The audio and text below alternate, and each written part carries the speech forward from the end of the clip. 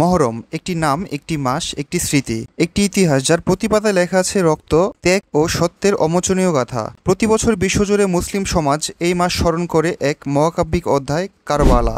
৬১ হিজরি ১০ই মহরম ইরাকের কারবালার প্রান্তে দাঁড়িয়ে আছেন এক সাহসী মানুষ, ইমাম হোসেন রহমতুল্লাহ আলাই। তিনি জানতেন সামনে মৃত্যু, তবুও তিনি মাথা নত করেননি। জুলুম, অন্যায় আর ক্ষমতার লোভের বিরুদ্ধে দাঁড়িয়েছিলেন তিনি। ৩ দিন পানি ছাড়া তার পরিবার, শিশু আলী আসগর তৃষ্ণায় কাঁদছে, ভাই আব্বাস শহীদ হলেন, সন্তানেরা একে একে প্রাণ দিল। শেষে হুসাইন রহমতুল্লাহ আলাই তিনি শহীদ হলেন, কিন্তু মাথা নত করলেন না। এই কারবালা আজ শুধু ইতিহাস নয়, একটি সত্য ও ন্যায়ের এক জীবন্ত প্রতীক।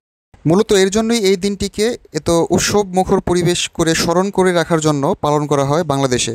বাংলাদেশের যেসব অঞ্চলে শিয়া মুসলিমরা বসবাস করে সেসব জায়গায় সাধারণত এই অনুষ্ঠানটা হয়ে থাকে। ঢাকা, চট্টগ্রাম, খুলনা, রাজশাহী, বগুড়া, বরিশাল, সিলেট, নোয়াখালী, যশোর, ফরিদপুর, পাবনা, দিনাজপুর, কুষ্টিয়া এইসব অঞ্চলে। তার মধ্যে সবচেয়ে যে পুরান অনুষ্ঠানটা হয় সেটা হচ্ছে পুরান ঢাকার হোসেনি দালান। বাংলাদেশ সবচেয়ে বিখ্যাত তাজিয়া মিছিল এখান থেকে বের করা হয়। প্রায় ৪০০ বছর পুরানো এদের ঐতিহ্য। নাজিমউদ্দিন রোড, বকশীবাজার, নারিন্দা, চকবাজার আর এছাড়াও ঢাকার ভিতরে মোহাম্মদপুর এবং মিরপুরেও এই জমকালো উৎসবটা হয়ে থাকে। মহরম আসলে ব্যক্তি উদ্যোগে অথবা সম্মিলিত উদ্যোগে বিভিন্ন জায়গায় খাবার দাবার পাকানো হয়, বিশেষ করে খিচুড়ি, বিরিয়ানি, পোলাও, শরবত, জিলাপি ইত্যাদি। ধর্ম বর্ণ নির্বিশেষে সকলের মাঝে এগুলা বিনামূল্যে বিতরণ করা হয়, যাতে সাম্প্রদায়িক সম্প্রীতি বজায় থাকে এবং একে অপরের মধ্যে ভ্রাতৃত্ববোধ সৃষ্টি হয়। এখানে দেখা যাচ্ছে মহব্বতের শরবত বিলানো হচ্ছে, তো আমরা এখান থেকে এক গ্লাস শরবত খেলাম, খুবই সুস্বাদু।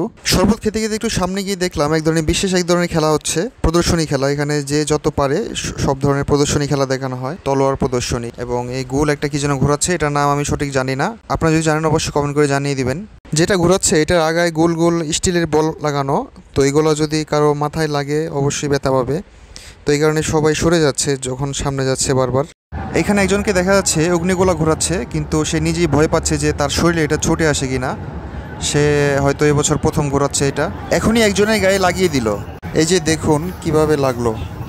অনেকের ঘোড়া আছে, অনেকে ঘোড়াগুলো নিয়ে আসে প্রদর্শন করার জন্য, সাজিয়ে গুছিয়ে সুন্দরভাবে নিয়ে আসে। দেখুন, মহরম উৎসবে আসলে আপনার যে জিনিসটা চোখে পড়ে প্রথমে সেটা হচ্ছে ঢোল বাজানো। এখানে শিশু কিশোর থেকে শুরু করে সবাই ঢোল বাজানো উৎসবে অংশগ্রহণ করে। আর মহরম শুরু হওয়ার 10 থেকে 15 দিন আগে থেকেই শিশু কিশোররা ঢোল সংগ্রহ এবং বাজানো শুরু করে।